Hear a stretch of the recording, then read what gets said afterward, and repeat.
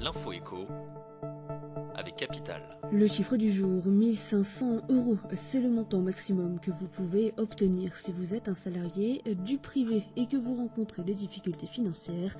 Cette aide est proposée par l'Agir Carco, retraite complémentaire des salariés du privé. Pour en bénéficier, vous devez contacter votre caisse de retraite complémentaire et lui faire part de votre situation.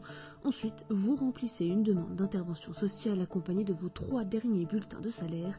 Vous devez aussi faire une déclaration sur l'honneur précisant votre situation et décrivant les difficultés financières rencontrées.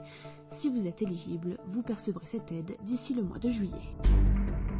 L'info pratique Capital depuis lundi 11 mai. Les agences immobilières ont rouvert leurs bureaux au public en respectant les mesures sanitaires requises. Les visites de logements peuvent donc reprendre sous certaines conditions. À chaque visite, il vous faudra respecter les gestes barrières tels que le port du masque, le lavage de mains au gel hydroalcoolique avant et ou après la visite. Ensuite, il faudra éviter au maximum que les visiteurs touchent des surfaces de contact, nous explique un professionnel du secteur. Le nombre de personnes visitant un bien devra également être réduit. L'idéal est de 1 ou 2 personnes maximum présentes dans chaque pièce. La présence d'enfants, elle aussi, sera déconseillée par les agences. Retrouvez plus de détails sur notre site. Le coup de gueule du jour est poussé contre les auteurs d'une tribune récente dans laquelle 200 artistes et scientifiques de renom appellent à changer les modes de vie de consommation.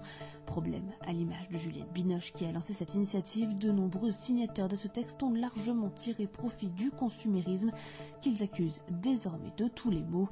C'est le cas de Marion Cotillard qui fut longtemps l'égérie de Dior, mais aussi de Robert De Niro, Madonna, Vanessa Paradis ou Isabelle Adjani, qui ont tous utilisé leur notoriété pour obtenir des contrats publicitaires avec des marques de luxe. On termine avec le Canada, forcé de renvoyer ses pandas géants en Chine. Les 2 animaux devaient rester à Calgary jusqu'en 2023 dans le cadre d'un accord de 10 ans avec Pékin. Mais en raison d'une pénurie de bambou, le Canada doit renvoyer dans leur pays d'origine les 2 animaux. En effet, habituellement, les pandas sont nourris avec des bambous importés directement de Chine pour leur fournir la meilleure alimentation possible. Mais en raison de l'interruption de nombreux vols et des retards d'approvisionnement, le zoo de Calgary n'a plus assez de plantes pour Erchun et Damao.